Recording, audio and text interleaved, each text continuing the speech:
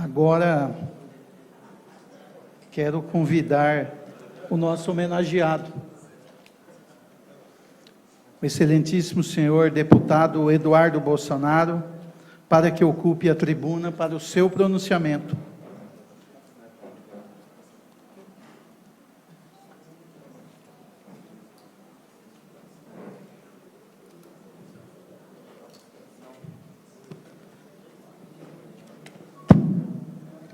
Boa noite a todos. Gostei de ver, meu pai está sendo mais aplaudido do que eu, é isso aí mesmo. Presidente Marquinhos, muito obrigado, por marcar essa sessão, provavelmente a presidência da casa que pautou o requerimento do vereador Patrick, muito obrigado, pela contribuição. Esse sim um gesto democrático que não visa censurar, a nossa oposição ao governo federal. Vereador Patrick, muito obrigado. Sinto-me honrado em receber essa medalha. Com certeza suas palavras aqui não foram em vão. Isso aqui enaltece, o nosso espírito para se fazer cada vez mais presente aqui em Catanduva, mesmo a gente já tendo prestado algumas singelas contribuições, como emendas parlamentares para a APAI, acho que tem um representante da APAI aqui, não só de Mirassol, mas também, se não me engano, de Catanduva, correto? E também aqui a nossa vizinha Rio Preto, Coronel Fábio? O Jurandir está aqui presente, eu fiz questão de puxar uma salva de palmas para ele, porque esse acelerador linear é algo fantástico, é algo que existe em pouquíssimos países da América Latina, e modéstia à parte, foi um trabalho do Jurandir, junto ao meu gabinete, a gente conseguiu fazer a aquisição desse aparelho de mais de 10 milhões de reais no combate ao câncer, que está no hospital de base. E ele tem um trabalho muito difícil, que é, primeiro, conseguir chegar lá nos deputados, tem que ir para Brasília, e depois se fazer presente sem ser chato, inconveniente, mas ele faz com maestria esse trabalho, e certamente não só eu, mas outros deputados aqui, como o deputado federal Paulo Bilinski, delegado de Polícia Civil aqui do Estado de São Paulo, do nosso partido também, tem emendas parlamentares para o hospital de base, dentre outros, e essa nossa força aqui, trazendo junto, não só a nossa eterna secretária das Mulheres Sonairas, que agora também dará espaço à minha prima ou é tia? Quando o negócio está ruim, eu chamo ela de tia. Quando a gente está de boa, é prima. Deputado estadual Valéria Bolsonaro, Gil Diniz e Paulo Mansur, também tem emendas parlamentares e também tem um carinho especial aqui com a região. Paulo Mansur, comunicador, amigo, conheci principalmente ali pelas nossas andanças por Santos, pelo litoral, mas que também cada vez mais vem aqui para Campinas, para Catanduva, chegando até Ribeirão Preto. Sempre quando a gente está aqui pela região, ele também nos acompanha. Isso me deixa muito feliz, que não é aquele tipo de pessoa que só é Bolsonaro na época da eleição e depois pula do barco, não, estamos sempre trabalhando juntos. O Gil Diniz dispensa comentários, nosso pernambucano de Serra Talhada, um exemplo, uma prova viva que, quando a gente fala em meritocracia, não é da boca para fora, não virou meu assessor por ser nordestino, não, virou por ser uma pessoa competente, que não somente trabalhava nas redes sociais, mas também com muito afinco na militância, e desde os tempos de Correio, antes de me conhecer, já ocorria essa convergência de ideias. De igual maneira, a Sonairo, nossa eterna secretária das Mulheres, vereadora da capital, do interior da Bahia, da cidade de Pé de Serra, foi minha estagiária na Polícia Federal, e veja só como é que, para alguns, Deus escreve certo por linhas tortas, mas para nós que acreditamos no propósito, Ele escreve certo. A gente é que não entende, Ela teve a possibilidade, antes de ser minha estagiária na Polícia Federal, de aceitar um outro estágio que pagaria melhor.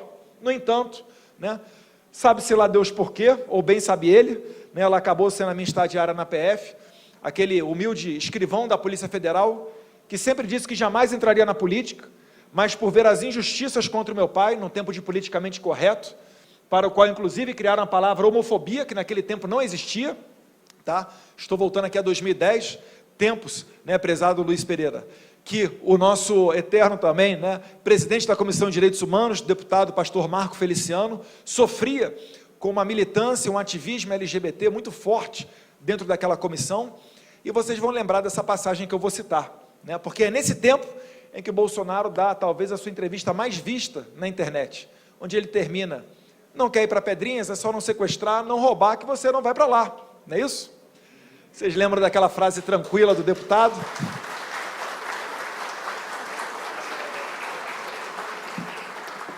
né?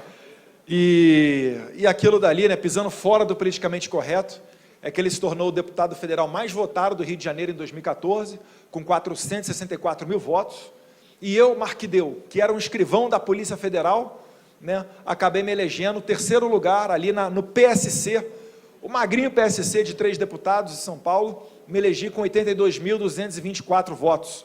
Né? Desempenhamos um trabalho, eu não tenho constrangimento nenhum de falar que o meu capital político, a minha moral junto à sociedade, ela deriva dos feitos do meu pai, porque, por vezes, eles tentam, Raquel, nos desmerecer. Quando eu cheguei na Câmara, apontavam para mim e falavam, ali, ó, aquele dali só está aqui por causa do papai. Eu falava, é por causa do papai, não é por causa do traficante do PCC, não é por causa da emenda parlamentar desviada para a saúde, não é por causa de desvio da merenda escolar. Então, eu tenho muito orgulho do meu pai, sim, e eu aceito, né, de bom grado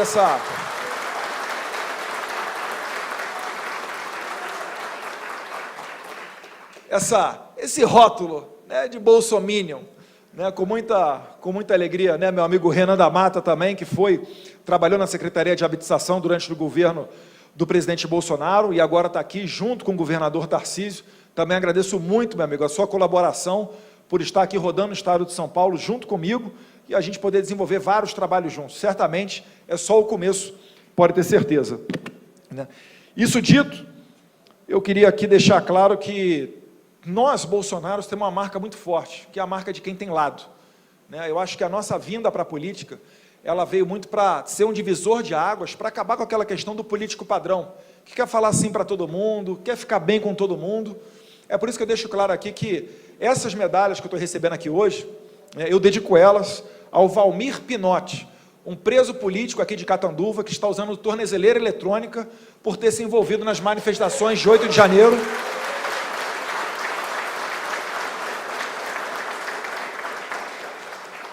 Certamente, se fosse um traficante de drogas, Coronel Fábio, né, Major André Luiz, estaria em liberdade, em menos de 24 horas, como nós já vimos várias vezes acontecer aqui no nosso país. Eu estou falando de pessoas que, por vezes, nem estavam na Praça dos Três Poderes em 8 de janeiro. Eu estou falando de pessoas como Felipe Martins, o ex-assessor da Presidência da República para Assuntos Internacionais, que hoje completa 50 dias na prisão, preso por, supostamente, ter fugido para os Estados Unidos. Só que a empresa Latam confirmou que ele não foi aos Estados Unidos. Ele viajou de Brasília para Curitiba, inclusive com fotos nas redes sociais, passando ano novo em Curitiba com a sua família, mas foi preso porque, teoricamente, fugiu, meu caro radialista, para Curitiba, fugiu para os Estados Unidos. Em que pese esse constrangimento, né, agora, pela primeira vez, está inaugurado no Brasil um período em que prende-se preventivamente para depois se certificar que a pessoa tentou fugir. Eu estou falando porque o ministro Alexandre de Moraes está pedindo, né, junto às autoridades americanas, registros para ver se realmente Felipe Martins entrou ou não nos Estados Unidos, junto com o presidente Bolsonaro, em 30 de dezembro de 2022. Eu fico imaginando, né, Coronel Fábio, né, delegado Paulo Bilinski, se você prendesse um assassino estuprador, para depois ver se ele tentou fugir da polícia. Porque as hipóteses para a prisão preventiva, meus caros, para terminar esse parênteses aqui do juridiquês, que eu sou advogado também, as hipóteses da prisão preventiva são risco à economia nacional, ele não oferece risco, não está trabalhando no mercado financeiro, com informação privilegiada nem nada. Risco para a ordem pública, ele não é um serial killer, ele não é uma pessoa que se dedicava a estuprar dezenas de mulheres ou coisas do tipo. Perigo, né, para atrapalhar as investigações, também não há nenhuma notícia de que o Felipe Martins esteja atrapalhando nenhuma investigação da polícia. E, por último, a tentativa de fuga, dessa fuga que nunca existiu. Então, nesses tempos de democracia relativa, a gente tem que ressaltar aqui que o nosso trabalho, enquanto deputado federal, é um trabalho de risco. É um trabalho onde não há mais a imunidade parlamentar, mas ainda assim eu espero bem representar os senhores lá em Brasília, nem que seja para fazer pressão, porque o poder da caneta para soltar alguém nós não temos. E eu também acredito que, exercendo esse papel, a gente vai sim conseguir mudar o futuro. Porque assim como o meu pai transferiu para mim certo capital político, eu também, é verdade, Gil Diniz, Paulo Bilinski, Eu fiz campanha para outras pessoas, para que nós fôssemos em maior número lá em Brasília. Na reta final da minha campanha, eu estava retuitando o Sérgio Camargo, o Mário Frias, né?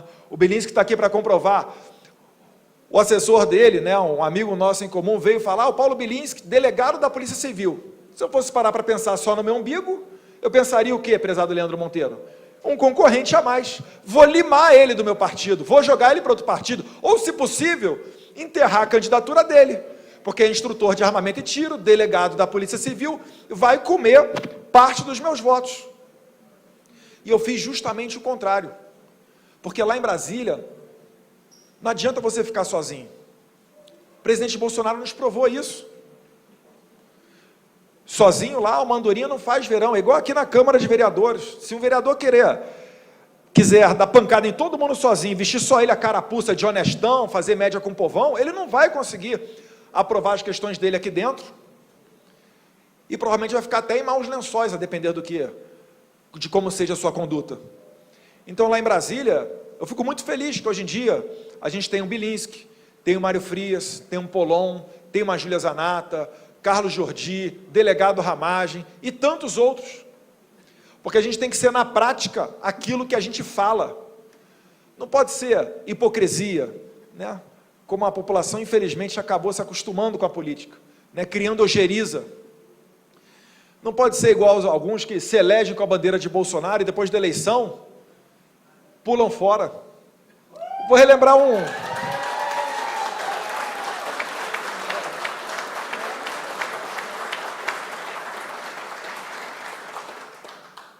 o nome aqui, ver se vocês recordam junto comigo. Joyce Hasselmann. Foi de 1 milhão e quase 100 mil votos para pouco mais de 10 mil votos. Eu não vou falar, presidente, que foi para 13 mil votos, para o senhor não achar que eu estou dando uma no meio do PT, não. Não, brincadeiras à parte, presidente, mas ela fez 13 mil votos, né? Ela reduziu em quase 100%, vai dar 97%, 98% dos votos dela. Isso daí é uma prova de quê? De que vocês estão mais cientes, vocês estão acompanhando a política, e eu gosto disso, sabe por quê? Porque eu tenho certeza que se chegar na época da eleição, alguém querer aproveitar o bonde, bater uma foto comigo, postar na rede social, isso não vai ser suficiente para aquela pessoa ser eleita.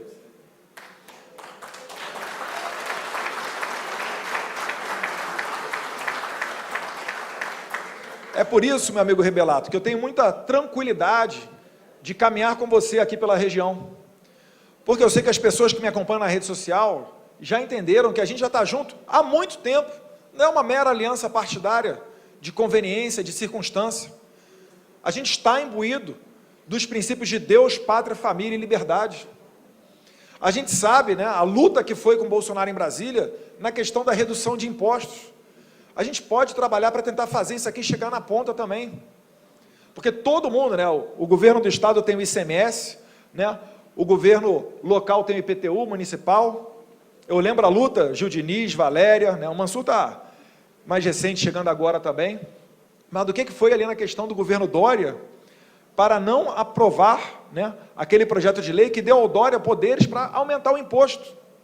Que quando Bolsonaro reduziu o imposto da gasolina, no dia seguinte os governadores aumentaram o imposto da gasolina na mesma medida.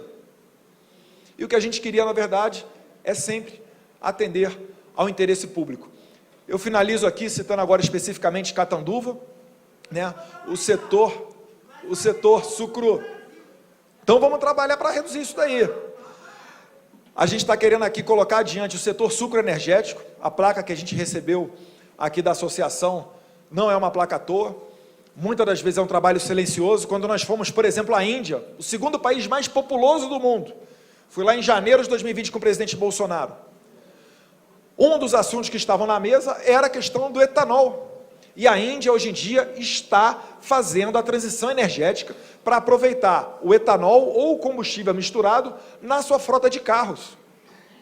Se no Brasil isso daí já é sensacional, nosso mercado consumidor de 210 milhões de habitantes, imagina com a Índia, que tem 1 bilhão e 300 milhões de habitantes. Isso daí, sabe o que vai ser, gente? Vai ser mais produção aqui, vai ser mais usina aqui, vai ser mais energia sendo gerada aqui e sendo levada para lá. Então, isso também é um carinho especial para com Catanduva. Para além, né, finalizando de verdade agora, que política é complicado, quando agarra o microfone, né, para largar é de acho, mas também para além da destinação que o presidente Bolsonaro fez de 16 milhões, cerca de 16 milhões, para Catanduva, durante a pandemia.